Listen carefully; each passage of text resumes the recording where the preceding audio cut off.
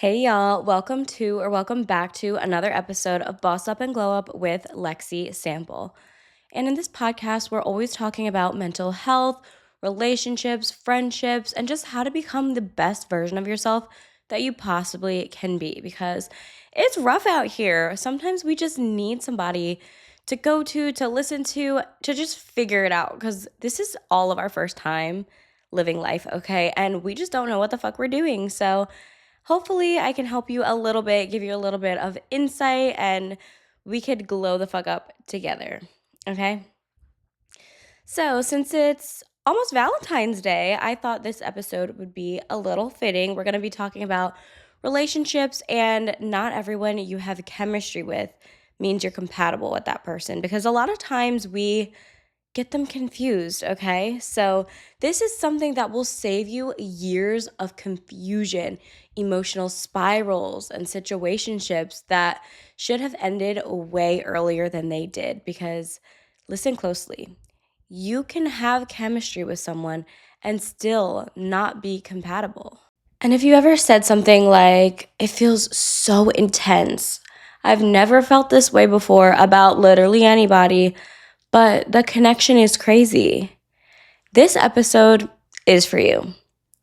I want you to picture this episode like in a gentle but a reality check type of way, okay? I'm not judging you, I'm not shaming you. I just want you to get clarity out of this because we've all been there. I've been there before because I've had situationships and shit that like the chemistry was amazing, but we just weren't compatible as people because chemistry feels intoxicating. Compatibility feels pretty boring at first, and that's exactly why so many people get stuck. It's really difficult because it's hard to kind of tell the two apart, especially when you're in a situation. Okay, let's start by defining chemistry. Chemistry is about emotional activation, it is a nervous system stimulation. It's being familiar, novelty, desire, attraction, excitement, tension. Chemistry is how your body reacts to somebody. Compatibility is how your life works with them. And most of us were just never taught the difference. Chemistry can come from physical attraction. You think they're so hot. Sexual tension. Have you ever had a situationship where you're like, but the sex is so good, I can't leave? That's chemistry. Shared trauma wounds, like trauma bonding with somebody, or inconsistent attention because that feels kind of exciting to you. Emotional unpredictability. Being seen or chosen after feeling unseen. Someone triggering your attachment style. This one matters so much because sometimes that's what we call chemistry is actually anxiety. It's the butterflies, it's the overthinking, it's the constant wondering where you stand with this person. It's the highs feel euphoric and the lows feel devastating. They feel like you cannot live without this person. You literally feel like you're going to pass away if this person isn't in your life. That's not romance, y'all. That is dysregulation. Chemistry lights you up pretty fast. Compatibility will sustain you slowly. Y'all, I have had situationships and relationships where I just felt so drained after a while, but the chemistry felt like it was there. And I would be like, oh, well, I have such good chemistry with this person. I don't want them to leave my life. I want them to stay. Like, we have such great sex. We have fun together. But life is more than that. That's not being compatible. Do our values align? No, they didn't. That goes in the compatibility section. So I want you to really think about the difference between the two because it's so confusing. It really is. Chemistry convinces you because it's immediate, it's instant, it hits you before logic has time to catch up. Your brain will say, this feels special, this feels different, this feels like it's meant to be. But chemistry does not ask you the hard questions. Compatibility does. Chemistry doesn't care if you want different futures, you communicate differently, you have mismatched values. you handle conflict in the opposite ways, or one of you avoids and one of you anxiously attaches. One of you wants consistency and the other wants freedom. Chemistry just says, this feels good right now. And that's powerful. It's not sufficient though. But you think it is at the time, but it's really not. And this is why people stay in relationships that are so draining, because the chemistry keeps convincing them to override their needs and their values and what's important to them. Compatibility isn't sparks, it's alignment. Compatibility is similar values, similar emotional capacity, similar communication styles, similar relationship goals, similar future goals, effort levels, views on commitment, and a similar ability to repair after conflict. Compatibility is boring in the beginning because it feels safe. There's no guessing. You're not wondering if this person actually likes you or not. You know they like you. You know that, but you're so used to the excitement of wondering and guessing. This is going to feel so boring to you. You're not trying to decode text. Like, what does this mean? Are they mad at me? Why did they say this? Why did they just put a K? No emotional roller coasters. And if you grew up in chaos or inconsistency, safety can feel scary to you. And this is where people get confused. They say, I'm not feeling it. And what that really means is my nervous system is not being activated the way that I'm used to. But peace is not the absence of attraction. It's the absence of anxiety.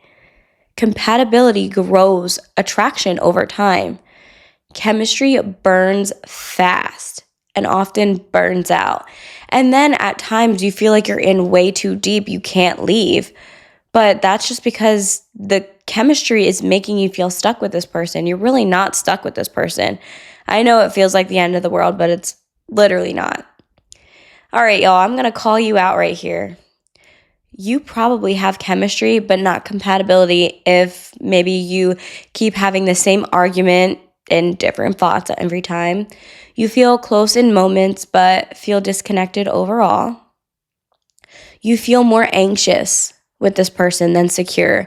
You don't really trust this person, but you love being around them. You are constantly trying to explain your needs. You feel chosen sometimes, but forgotten other times. You feel like you are always adapting to what they want. You are fantasizing and romanticizing their potential instead of their behavior. Big one. Chemistry keeps you focused on the moment, the now. Compatibility will show up in patterns. One great night does not cancel out weeks, months, years of confusion. One deep conversation doesn't erase ongoing misalignment. Ask yourself some questions, all right? How do I feel the majority of the time with this person? Am I calm or anxious most of the time? Do I feel seen or do I second guess a lot? Am I grounded or am I always at the edge of my seat with them? Do I feel like I'm walking on glass? Secure or performing? Your body already knows the answer to all of these questions, but your mind might not get it. So why do we stay when we know something's off? It's because chemistry makes us feel like leaving is like a loss. It makes us feel like somebody actually died. Like the same chemical when you have like a death in the family is the same chemical that goes off when you have chemistry with somebody and they're not in your life anymore. It's the same thing. Like it treats that relationship loss like a death because you are grieving that person. So it feels the same, and that's why it's so fucking difficult to leave, because you know that feeling is going to come and you are afraid to feel your own feelings. Even when the relationship wasn't healthy, we stay because we confuse intensity with intimacy. Just because you're having sex and you're kissing and you're doing this, that, and the third, that doesn't mean you're intimate. Do they actually understand you? Do they get how you feel without you constantly saying over and over and over? Or do you have to say how you feel over and over and over and they still don't fucking get it? Like, that's not intimacy. Intimacy is somebody understanding you without you having to constantly repeat yourself. It's not just physical. Another thing is because we're afraid of starting over. We're so used to having this one person in our life and we just got comfortable, and starting over is scary. We don't like it. We don't want anything that is uncomfortable, but we need to get over that. I know it's easier said than done, but we've all been there. We've all had to start over. Our first relationship is most likely not going to be our last. So we need to get used to the fact that we're going to cycle through people. Because the first person you date, how are you going to know if that is the person you are most compatible with if you haven't tried anybody else? Starting over is scary, but it's also so exciting. A lot of times we hope consistency will come later. We kind of fall in love with potential and not how they are in the moment. Like, we see that they're struggling with being consistent, but we're like, oh, well, they have all this potential to do it. They say they're working on themselves. They're gonna get better. It just sucks right now. Bullshit. It never gets better. And realistically, if you are starting a relationship with somebody and you actually want a future with that person, you want them to be ready. You don't want to have to make them get ready. You shouldn't have to be with them while they're trying to figure out how to be an adult. They should already be at that point. We don't want to admit that we misread the connection because we think that we're so compatible with them just because of the chemistry, and we just don't want to admit that to ourselves. We want to think we're right. Maybe we're even embarrassed to get out of this relationship because maybe they met your family and you're like, fuck, they already met my family. Like, this sucks. This is difficult. But realistically, your family, if they are really your family, they would rather you start over with someone new than stay in a situation that is draining you. They wouldn't want that for you. We attach to the potential. I kind of touched on this a little bit, but we know that they have potential. They're saying all these promises. Anytime you get in a fight and you're getting ready to kind of leave, they feed you with all this stuff that makes you feel like things are going to be different, but then it goes back in that same cycle, and then they do this feeding again, and it's hard because we're just thinking they have all this potential, but they really don't.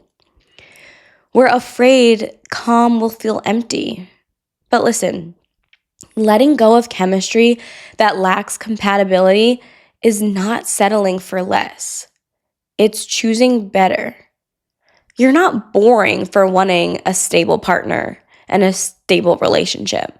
You're not needy for wanting consistency. You're not asking too much for wanting alignment. You're asking all the right questions because if you actually want a future with somebody, aren't you going to want these things? Why would you want chaos? If you are trying to start a future, have a family, why would you choose chaos? I just don't understand that. I've been in chaos. It's not fun. I don't want to have to be on my toes anytime my partner's doing something. I want to be able to trust my partner to be without me. And I've seen people who cannot trust their partner to be away from them. Like, for example, I know this girl who her guy or whatever will go out and she's freaking out without her. Like, she's freaking out, stressed out. What's he gonna do? Is he gonna cheat? Is he gonna do this, that, and the third? If you're even thinking about that, you're not compatible with them. If you were actually compatible with that person, you would never wonder and not trust them. And I know it sucks to hear, but you need to hear it if you're in this situation. I'm sorry, but you do. And I'm saying it with love. I'm not saying it to be a bitch, but I want you to have better. You deserve better. So show yourself that you care about yourself and get out of that situation. Here's what matters way more than chemistry: consistency, effort, emotional availability, Fixing things after conflict, like how do they fix things? Does it always go to like a fight, or can we actually have a sit down conversation on what's going on and what's going wrong and what we're upset about? And if you can't have that without a big blow up, not good, not good. You also have to be prioritizing the same things. Shared direction. Chemistry can be created. Compatibility cannot be forced. And the right connection will feel exciting and grounding, attractive and safe, passionate and stable. And if you're currently grieving a connection that had chemistry but not compatibility, I want you to hear this. You did not imagine that chemistry. It was real. It was there. You had the chemistry with the person, but that just wasn't enough. And that doesn't mean you failed. It just means you're learning discernment, which is a glow up, y'all. This is all about just trying to glow up. And this is how you can glow up in relationships, is making sure you are compatible with someone and not just dating them because the sex is good, you have fun together, you think you have so much chemistry. None of that is enough. Does this person understand me? Do we have the same values? Do they want the same type of future I want? Do they want kids? Do they not want kids? Just because you guys have good sex and have fun together, that doesn't mean you have a relationship. Not at all. So I just don't want you to confuse the two, because I've had both of those things before. I've had great relationships where we were pretty compatible and had chemistry, and I've had a relationship where it was just chemistry, where we just had so much fun and the sex was good.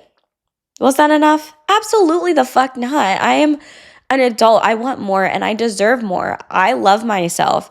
I care about myself. I know I deserve more than that, and I will make sure I get more than that. And you should too. If you're in that situation, I just want you, and I'm not saying this to be a bitch. I just want you to respect yourself just a little bit and realize you deserve more than that. You're better than that. Why would you want chaos for yourself? Yeah, it's exciting, but do you really want to be stressed out all the time? That's how you get wrinkles. No, but seriously. Why do you want to be stressed out all the fucking time? That's exhausting. We're not doing that anymore. We're grown, okay?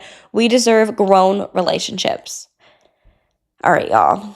If this episode hit a little too close to home, you are not alone. Compatibility does not scream. It whispers, and it waits for you to be ready to listen. If you love this episode, send it to a friend who keeps saying, "Oh, but the chemistry is so good though." And as always, protect your peace. Choose alignment, and I will see you next week. I hope you have a great and happy Valentine's Day, and I hope you are spending it with someone you are compatible with, not just chemistry. And if you're trying to spend it with someone you just have chemistry with, come spend it with me. We're all compatible here. If you're watching this video, we're compatible. That means we have similar interests and similar values on wanting to glow up and wanting better for ourselves. All right, y'all. Thank you so much for tuning into today's episode. I hope this helped you realize what kind of relationship you actually want and deserve. And it kind of explained the difference between compatibility and chemistry, because I know it is very difficult because they could feel similar, but they are so different. All right, y'all. Thank you so much for listening. I will see you next week.